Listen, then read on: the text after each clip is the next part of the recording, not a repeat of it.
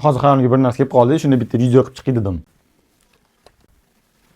Xullas, silixiy sezganmisizlar?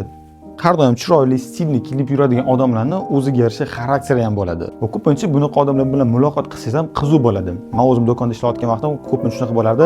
Klient keladi, klientni kiyinishini o'zidan ham ko'rib, men как sotuvchi bo'lib turib hayron qolardim. Unaqa odamlar bilan muloqot qilsangiz, ko'p holatda ularning dunyoqarashi ham keng bo'lardi. Gaplashsangiz ular bilan muloqotda o'zi qiziq bo'lardi-da. Nima tema bo'lishidan qat'iy nazar, ular men demoqchiman, o'zim tajribamdan kelib chiqib aytamanki, ko'pincha stili chiroyli bo'lib, o'ziga qarab yurgan odamlar ichki dunyosi ham shunaqa keng va chiroyli bo'ladi ko'p holatlarda. Ularning tashqi ko'rinishi ularning shaxsiyatini belgilab bermaydi.